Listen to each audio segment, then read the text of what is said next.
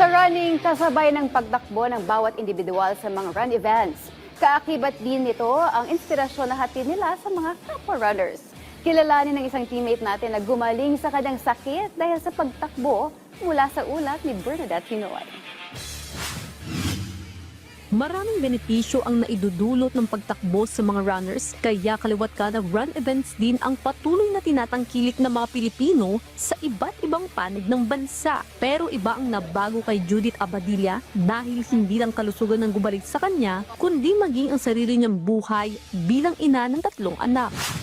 Kasi yung husband ko nagkasakit siya ng cancer. So sobra siyang smoker. Ako kasi hindi ako nag-i-smoke ever since. So di ba sabi nila second hand smoker lahat yung nai-encounter. So 24 years kami mag-asawa. Tapos nung namatay siya, yun nga sabi ko nga nagkaroon ako ng smoker's cough, which is natakot ako na hindi naman ako nag-smoke ever since. Tapos nagkaroon ako ng smoker's cough. Inisip ko, sabi nga nila second hand smoker, 'di ba? Na sabi ko baka ito na yung way. Sabi ko para nakakatulong yung pag-run ko na kasi nag-expel talaga siya na without me doing anything. Yung takbo lang talaga.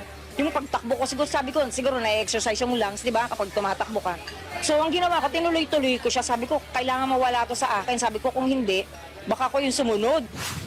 Sa edad na 38, nagsimulang tumakbo si Judith at sinabi niyang gumaling siya sa kanyang karamdaman dahil sa pagsubok ng nasabing sports. Running is a lifesaver sa akin, di ba? Tapos tuloy-tuloy na yung simula hanggang ngayon tumatakbo pa rin naman ako. So, ganun ko siya na-enjoy yung running.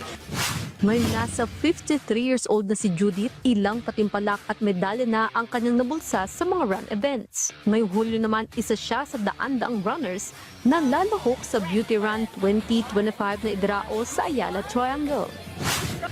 Actually, first time kong mag-join ng Beauty Run. So, actually, na-excite talaga ako dun sa mga nila, yung sa mga perks and mga parang kakaiba siya compare dun sa ibang mga run, di ba?